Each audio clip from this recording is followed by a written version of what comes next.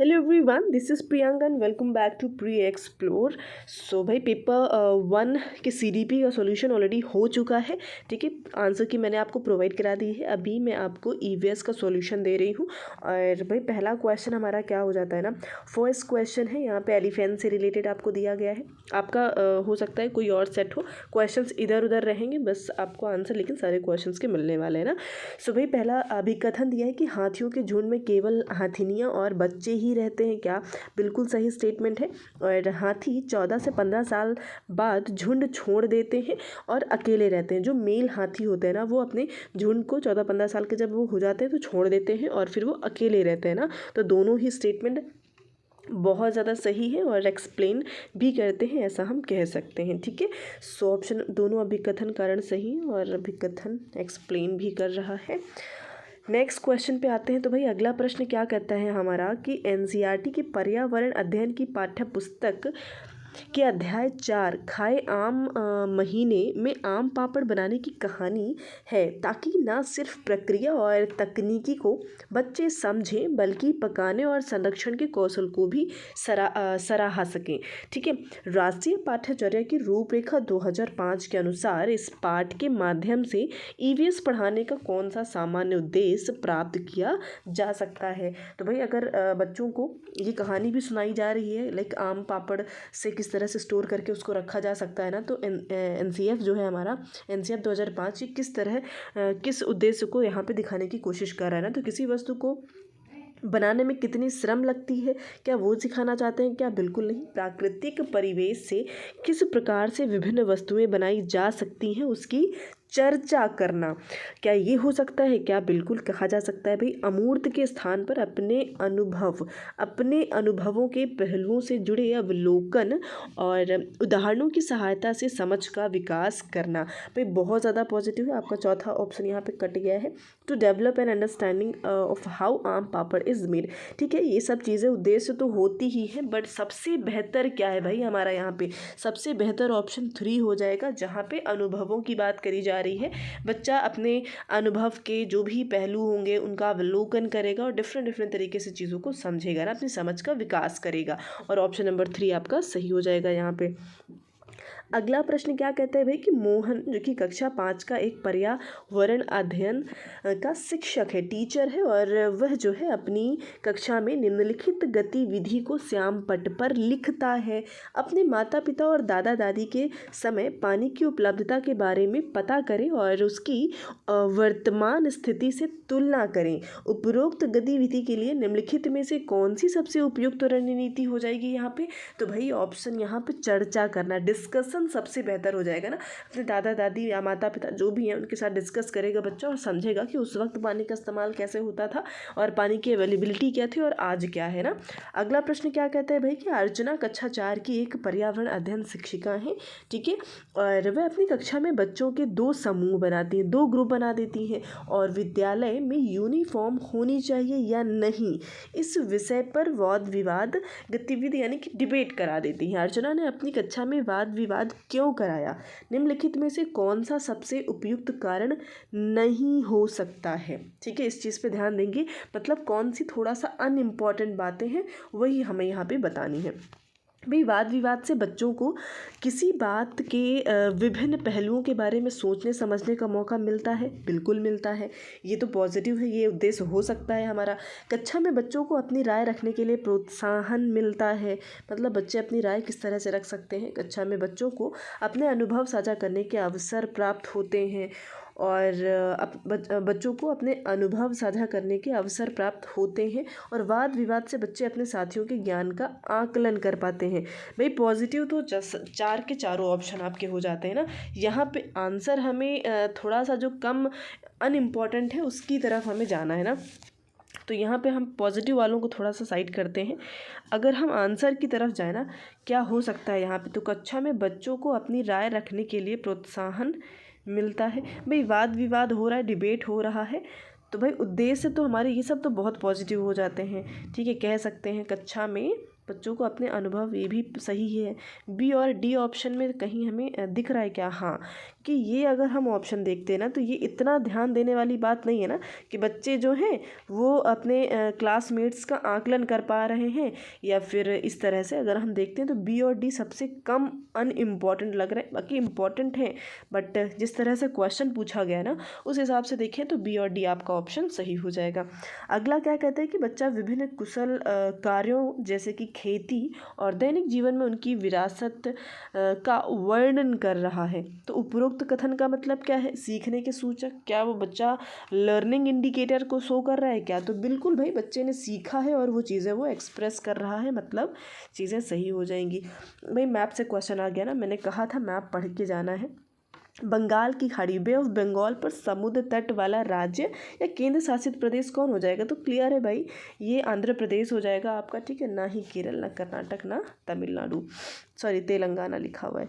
और अगला प्रश्न क्या है कि एनसीईआरटी के पर्यावरण अध्ययन की 5वीं कक्षा की पाठ्य पुस्तक में जो चैप्टर 13 है ना उसमें गौरव जानी एक व्यक्ति हैं और उन्होंने यात्राएं की हुई है ना कि अद्भुत यात्रा का वर्णन किया गया है। यह पाठ निम्नलिखित में से कौन से थीम पर बेस्ड है ना? तो देखिए थीम पे, जैसे कि आपको पूरी ईवीएस जो है ना पूरी 6 थीम्स पे डिवाइडेड है, तो जो ये अलग अलग जगहों की यात्राएं करते हैं ना तो इन्होंने वहाँ के शेल्टर्स के बारे में बताए हैं कि भाई हिमाचल में जा रहे हैं तो वहाँ कैसा शेल्टर इन्हें मिला, ठीक है, लद्दाख में गए तो वहाँ कैसे घर इन्होंने देखे, आवाज़ देखे लोगों के। तो ऑप्शन नंबर यहाँ पे 4 आपका परफेक्ट हो जाएगा। अगला प्रश्न क्या कहता है कि पर्यावरण अध्ययन की एक रचनावादी कक्षा में निम्नलिखित में से कौन सी क्रिया नहीं होती हुई दिखाई देती है? ठीक है, नहीं यानी कि निगेटिव आंसर करना है ना भाई रचनावादी कक्षा में। तो बच्चे सिर्फ जाने पहचाने सवाल ही हल करते हैं, क्या ये होना चाहिए? या फिर बच्चे अवधारणाओं के बीच की नई नई कड़ियों को, भाई ये तो बहुत पॉजिटिव हो गया ना, जब बच्चे चीज़ों को कनेक्ट करके पढ़ रहे हैं, ठोस वस्तुओं पर क्रिया करके सीख रहे हैं, बिल्कुल सही बात है। अनुभव को सम्मान दिया जा रहा है, ये भी अच्छा है। भाई आपका पहला ही कहीं ना कहीं निगेटिव पड़ जाता है, ठीक है। और अगला कह रहा है, अगला प्रश्न क्या है कि सिद्धि एक कक्षा 4 की शिक्षिका हैं, टीचर हैं और इन्होंने क्या किया भाई कि वे अपनी कक्षा के बच्चों को एनसीईआरटी के पर्यावरण अध्ययन की पाठ्य पुस्तक का पाठ नंबर 10 हुतुतु पढ़ाने के लिए सभी बच्चों को यह खेल के मैदान में ले जाकर कबड्डी खिलाती हैं और उसके नियम भी बताती हैं सारे। और शिक्षिका इस खेल को खेलने से पहले बच्चों को नियम क्यों बताती हैं? निम्नलिखित में से कौन सा सबसे उपयुक्त कारण हो सकता है? भाई वे बच्चों का ध्यान इस ओर खींचना चाहती हैं कि खेल की तरह ही जीवन में भी नियम बनाते हैं हम, तो बिल्कुल हो सकता है, ठीक है, ताकि सभी कार्य सही ढंग से किए जाएं। क्या ये भी हो सकता है क्या? या फिर हम सभी समाज में इसी प्रकार के से नियमों से बंधे हुए हैं? भाई बंधे हुए तो नहीं कह सकते ना, झगड़े मतभेद, ये तो एक निगेटिव पॉइंट मिल गया हमें सी, जो कि नहीं होना चाहिए। और हमें जहाँ जहाँ सी दिख रहा होगा उन ऑप्शंस को हम तुरंत से एलिमिनेट कर देंगे, ठीक है।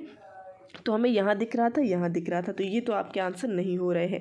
नियम बनाने से सभी बच्चों का ध्यान खेल की अपेक्षा, नहीं, ये भी मिल गया निगेटिव। डी ऑप्शन भी आपका नहीं होगा, ठीक है, डी भी गलत हो गया। और हमें लास्ट ऑप्शन नज़र आ रहा है जहाँ पे डी प्रेजेंट नहीं, और वही आपका आंसर हो जाएगा ना, ए और बी, ठीक है, ऑप्शन नंबर ए और बी आपके सही आंसर हो जाएंगे। अगले प्रश्न पे आते हैं। तो अगला प्रश्न क्या कहता है ना कि, और अगला प्रश्न क्या कहते हैं भाई, अभिकथन और कारण दिया गया है कि भाई जो जैव मात्रा यानी कि बायो मास कह लीजिए और जीवाश्म ईंधन यानी कि फॉसिल फ्यूल दोनों ऊर्जा के परंपरागत स्रोत हैं क्या? अब यहीं पे इन्होंने गलत कर दिया ना, जो जैव मात्रा है जो कि अपशिष्ट पदार्थों से, गोबर हो गया, जो भी चीज़ें घर से बेकार निकलती हैं वेस्टेज, उनकी हेल्प से बनाया जाता है। और ये कैसा होता है नेचर में, ये परंपरागत नहीं होता है, ये गैर परंपरागत कह सकते हो, यानी कि इनका जो भंडार है असीमित है। भाई कितना बना लो, जितनी इच्छा है उतना बना लो, ठीक है, जितना गाय गोबर देगी आप उतना बना सकते हो। तो ये स्टेटमेंट, और जीवाश्म ईंधन जो होते हैं ये सीमित अवस्था में है, इन्हें हम परंपरागत कह सकते हैं। ये कैसे हैं? ये सीमित है, एक बार अगर पेट्रोलियम ख़त्म हो गया तो दोबारा हमें दूसरी कंट्री से ही लाना पड़ेगा, हमारी कंट्री में ये ख़त्म ही हो जाएगा ना। तो सीमित मात्रा में ही, ये स्टेटमेंट हो गया गलत, ए गलत हो गया भाई। कारण क्या दे रहे हैं, पारंपरिक स्रोत वे हैं जिनका स्वभाव नवीकरणीय होता है ना। नवीकरण जैसे कि बायोमास कैसा है, गैर परंपरागत है और ये नवीकरणीय है, यानी कि असीमित है, इसको हम नवीकरण कर सकते हैं, ठीक है। लेकिन भाई फॉसिल फ्यूल जैसे कि निगेटिव आ गया ना, उसको नहीं कर सकते नवीकरणीय। भाई हम फॉसिल फ्यूल थोड़ी ना जनरेट कर सकते हैं, ये तो हज़ारों सालों के बाद, 500 साल, 1000 साल, जितना आप एज्यूम कर सकते हो, उसके बाद ही नेचुरल प्रोसेस के साथ ये बनता है ना, तो ये गलत हो जाएगा। दोनों ही आपके गलत हैं, ए और आर दोनों गलत हो जाएंगे। अगला प्रश्न क्या कहता है कि सन 1969 में नील आर्मस्ट्रॉन्ग चांद पर उतरने वाले सबसे पहले व्यक्ति थे। बिल्कुल सही बात है, परफेक्ट हो जाएगा। सन 2007 में कल्पना चावला अंतरिक्ष में सबसे लंबे समय तक रहने वाली महिला थी। ये गलत हो जाएगा भाई, ये 2003 में गई थी, 7 नहीं कहेंगे हम, ठीक है। ए तो सही है लेकिन भाई बी गलत हो जाएगा। ऑप्शन नंबर फर्स्ट पे हम चलेंगे। अगला कहता है कि ऐसा पाया गया है कि भाई बच्चे के सीखने और प्रगति का अवलोकन करते समय कुछ गलतियां हो जाती हैं और ये गलतियां हमारे पूर्वाग्रहों का परिणाम हो सकती हैं। और निम्नलिखित में से कौन सी सूचना एक पूर्वाग्रह रूप में दर्ज नहीं होनी चाहिए? वो कौन सी चीज़ है जो पूर्वाग्रह में भाई दर्ज नहीं होनी चाहिए? तो पहला कह रहे हैं पोर्टफोलियो में बच्चों के काम के नमूने। बिल्कुल सही बात है। अब मान लीजिए कभी कभार कोई गलती आपसे हो जाती है, बट इसका ये मतलब नहीं है कि पोर्टफोलियो क्या होता है भाई। पोर्टफोलियो तो पूरा बच्चे का आप एक वो बना रहे होते ना, A to Z हर एक चीज़ आप वहाँ पे इंक्लूड कर रहे होते हो शुरुआत से अंत तक। वहाँ पे आप पूर्वाग्रह होकर के अगर चीज़ें लिखोगे ना, बनाओगे, तो वो तो बहुत गलत हो जाएगा ना।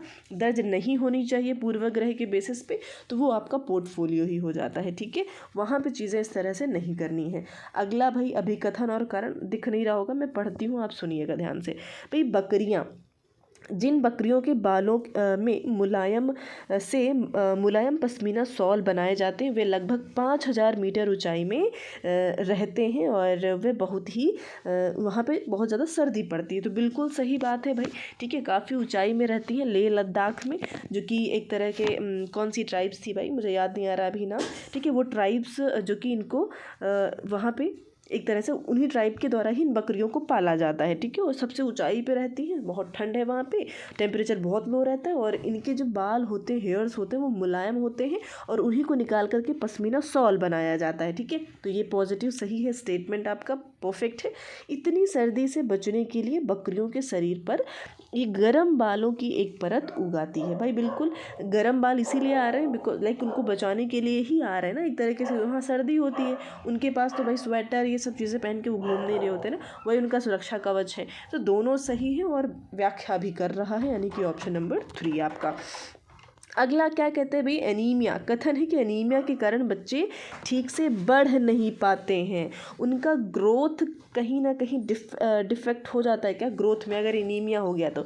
गलत है भाई। एनीमिया की वजह से ब्लड डेफिशिएंसी हो जाता है बॉडी में, यानी कि ब्लड की कमी हो जाती है, ना कि ग्रोथ में क्या ही डिफेक्ट होने वाला है ना।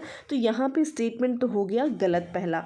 अब सेकंड स्टेटमेंट क्या कहता है कि एनीमिया बच्चों की शारीरिक और दिमागी तंदुरुस्ती पर एक तरह से असर करता है, जो कि सही होगा, ठीक है। स्टेटमेंट 2 आपका सही होगा। भाई जब ब्लड की कमी होगी खून में तो बच्चा सुस्त रहेगा, ठीक है, ज़्यादा दिमाग नहीं चला पाएगा, आराम से सुस्त पड़ा रहेगा ना। तो आप कह सकते हो भाई ए गलत है और आर आपका सही हो जाएगा, ठीक है। तो पहला कथन गलत है और किंतु दूसरा सही है बिल्कुल। तो सेकंड ऑप्शन की तरफ हम यहाँ पे चलेंगे। अगला क्या कह रहा है कि निम्नलिखित में से सही मिलान का चुनाव करें। लावणी भाई महाराष्ट्र में होता है, गलत हो गया। कर्नाटक। कथक आपका कहाँ पे होता है, तो कथक हो जाएगा इधर केरला में, और भरतनाट्यम होता है तमिलनाडु में, बिहू हो जाएगा असम में, और यही सही होगा। अगला कह रहे हैं गाय के आगे के दांत छोटे तथा पीछे के दांत चपटे बड़े होते हैं, ऐसा क्यों होता है भाई? क्योंकि क्रमशः दांत पहले तो चीज़ों को कट करना है, कट करने के बाद चबाना है, जैसे इंसानों में होता है वैसे ही जानवरों में भी देखने को मिलता है, गाय में स्पेशली, ठीक है। अगला क्या कह रहा है कि क्या कारण है कि पर्यावरण अध्ययन की पाठ्यपुस्तकों में किस्से और कहानियों को महत्वपूर्ण स्थान दिया गया है? निम्नलिखित में से कौन सा सबसे उपयुक्त कारण हो सकता है? भाई प्राथमिक स्तर पर पर्यावरण अध्ययन के शिक्षक किस्से और कहानियों को रुचि लेकर सुनाते हैं। भाई ऐसा कुछ नहीं है कि सिर्फ और सिर्फ इंटरेस्ट के लिए सुनाया जा रहा है, तो ए तो नहीं होना चाहिए आपका। तो ए यहाँ पे प्रेजेंट था, ये गलत हो गया। बच्चों का पर्यावरण से संबंधित मुद्दों के प्रति संवेदनशीलता विकसित करने के लिए अक्सर किस्से और कहानियों का इस्तेमाल किया जाता है, मान सकते हैं, क्योंकि भाई बच्चे कहानी के पात्रों से अपने आप को आसानी से जोड़ लेते हैं और इसलिए इनको पाठ्य पुस्तकों में महत्वपूर्ण स्थान दिया गया है, मान सकते हैं। भाई अगला कह रहा है कि किस्से और कहानियाँ समाज को पसंद है इसलिए थोड़ी ना सुनाया जाता है। भाई डी गलत हो जाएगा, डी नहीं होना चाहिए, यहाँ पे डी प्रेजेंट है आपका। और भाई अगर हम आंसर की बात करते हैं ना, तो पहला है आपका ए और बी, तो ए तो गलत ही था क्या भाई, ए क्या था, प्राथमिक स्तर पर कहानी रुचि लेकर, हाँ ए गलत था ना, तो ये भी गलत हो गया ना, एक अच्छा इसको कट नहीं किया था, तो बी और सी आपके ऑप्शन बचते हैं। ठीक है, ए यहाँ भी प्रेजेंट था, ए यहाँ पे, तो वो पहले ही कट गया था। ठीक है, उस पर ध्यान नहीं दिया, तो ऑप्शन नंबर बी आपका यहाँ पे सिर्फ और सिर्फ बचेगा। अगला क्या कहता है भाई कि अभिकथन है एनसीईआरटी के पर्यावरण अध्ययन के पाठ्य पुस्तक के पाठों में आम जिंदगी की वास्तविक घटनाओं, रोजमर्रा की समस्याओं और आज से जुड़ी कुछ ज्वलंत समस्याओं को रखा जाता है। बिल्कुल सही बात है, और कारण दे रहे हैं कि इन सभी समस्याओं पर बच्चे खुलकर बहस कर सकें, समस्याओं से अवगत हों और उनके प्रति संवेदनशील बने और समझ अपनी बना सकें। बिल्कुल भाई दोनों सही है, और एक्सप्लेनेशन भी परफेक्टली कर रहा है।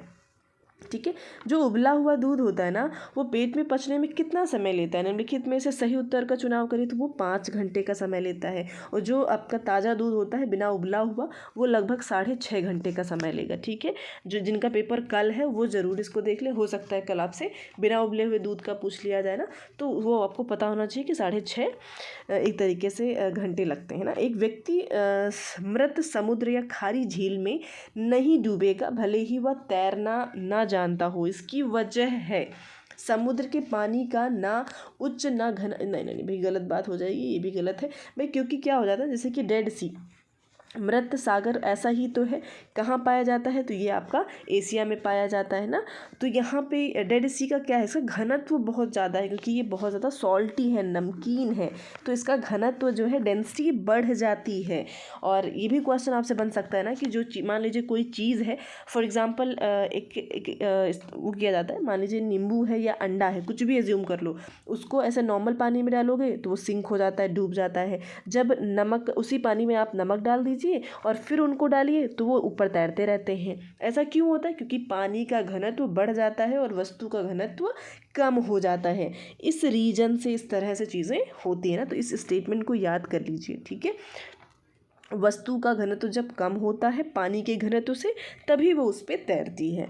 अगला कह रहे हैं कि निम्नलिखित में से कौन सा समूह केवल तत्वों से बना हुआ है। तत्व यानी कि एलिमेंट, सिंगल एलिमेंट। अब आप जैसे स्टील देखोगे, स्टील अकेला नहीं है भाई, इसके साथ में बहुत सारी चीज़ें होती हैं, जैसे कि मैग्नीशियम मिला दिया गया या फिर इसमें आयरन भी मिला दिया जाता है ताकि इसको स्ट्रॉन्ग बनाया जा सके। तो ये हो गया गलत, क्योंकि ये सिर्फ और सिर्फ एक तत्व नहीं है जो कि प्राकृतिक रूप में नहीं पाया जाता है स्टील। ठीक है, वो बनाया जाएगा। सोडियम, ब्रास जैसे आपने देख लिया। अब ब्रास क्या है, एलॉय है, यानी कि 2 एलिमेंट्स को मिला करके बनाया जाता है। ब्रॉन्ज भी, ब्रॉन्ज मेडल होता है जैसे ना, तो ये भी 2 एलिमेंट्स को मिला के बनाया जाता है। आपका ऑप्शन सेकंड सही हो जाएगा, क्योंकि टिन, लिथियम, सोडियम ये तीनों ही प्राकृतिक अवस्था में पाए जाते हैं।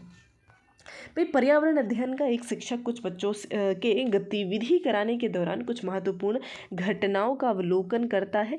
भाई ऑब्जर्वेशन करेगा तथा उसका एक वर्णनात्मक टिप्पणियाँ भी दर्ज करता है। निम्नलिखित में से कौन सा आकलन का उपकरण हो सकता है।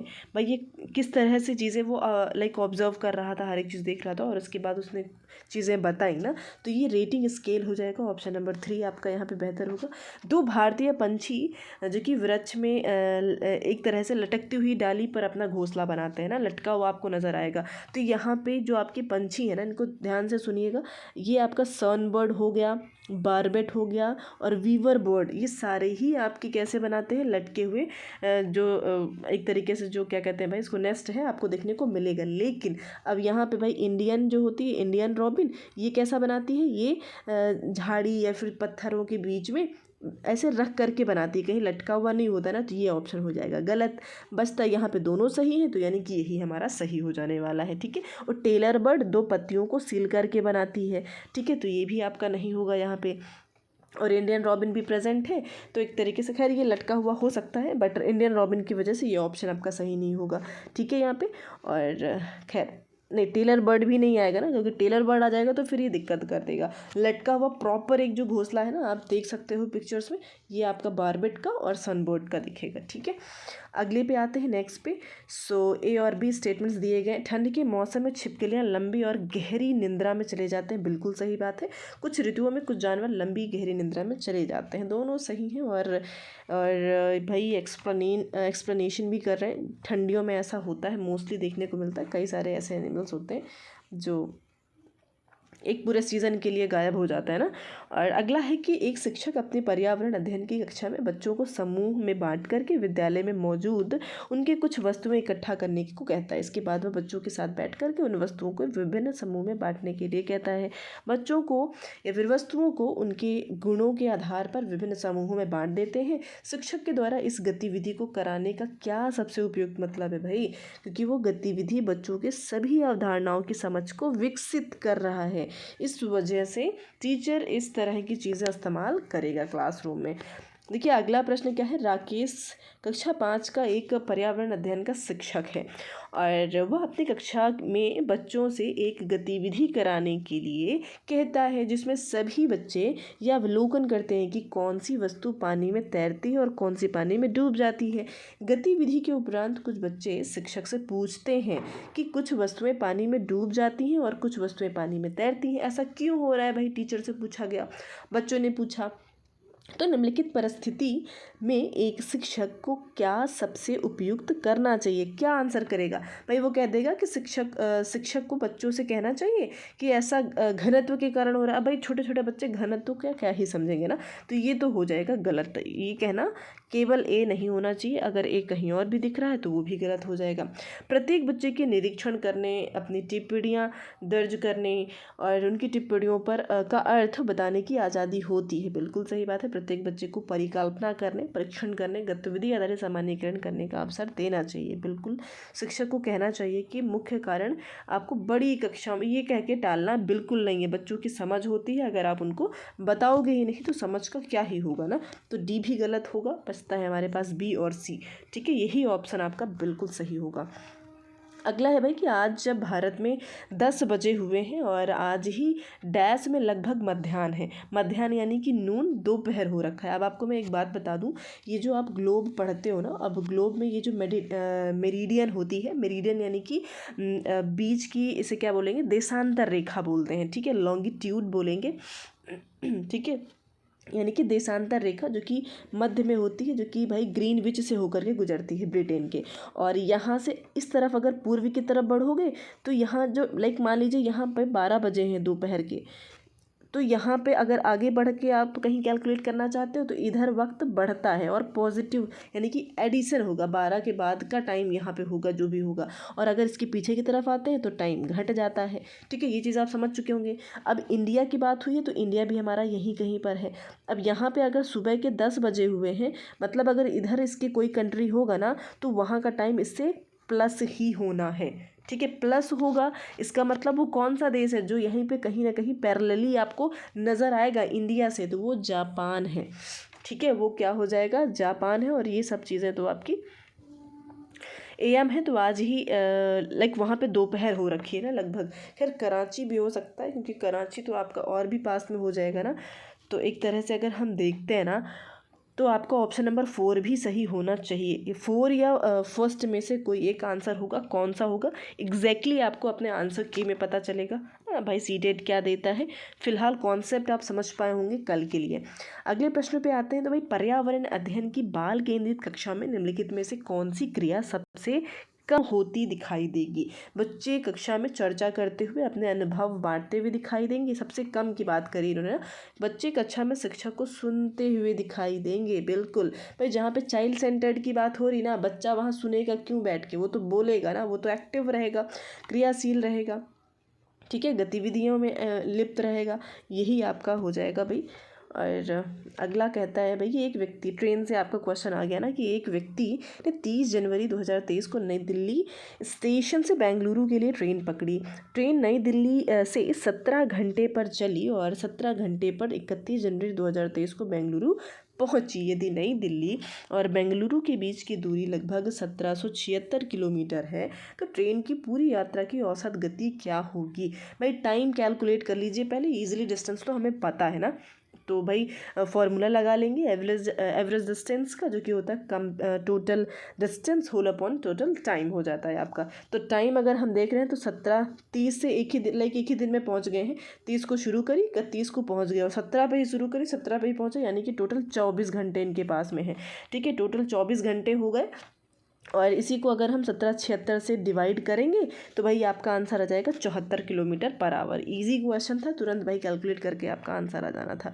अभी कथन और कारण की बात करते हैं। अब यहाँ पे आपको अपना आंसर बताना है ना, कि अभी पर्यावरण अध्ययन का पाठ्यचर्या थीम पर आधारित है। ठीक है, बिल्कुल सही बात है, और प्रत्येक थीम अंतः संबंधित है। हर एक थीम अपने आप से अंतः संबंधित होती है ना, बिल्कुल स्टेटमेंट सही है। कारण है कि पर्यावरण अध्ययन के पाठ्यचर्या को थीम आधारित रखने का सबसे मुख्य कारण है कि इससे हर थीम की गहरी समझ बनती है और हर थीम की शुरुआत सवालों से होती है।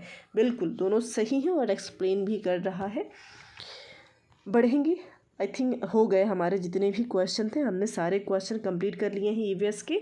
सो आई होप सेशन आपके लिए हेल्पफुल रहा हो। जो भी फर्स्ट टाइम है चैनल को सब्सक्राइब ज़रूर करिएगा, और मैंने एक क्लास आज ही कराई है टैग वर्ड्स की, उसको ज़रूर देख के जाइएगा। वहाँ से कई सारे क्वेश्चन आपके सीडीपी में आए हुए हैं। ठीक है, उन टैग वर्ड्स को पढ़ के ज़रूर जाएंगे, और कई सारे टैग वर्ड्स की क्लासेस मैंने आपको यहीं पे प्रोवाइड कराई हुई है। लिंक आपको डिस्क्रिप्शन में मिल जाएगा, उन वीडियोस को देख करके जाएं। ठीक है, 2x पे लगा करके ईजिली देखेंगे, आपका 5 से 10 मिनट का वक्त लगेगा, उससे ज़्यादा टाइम भी नहीं लगने वाला है ना। सो आज के लिए इतने रखते हैं, मिलते हैं नेक्स्ट सेशन में। Thank you so much.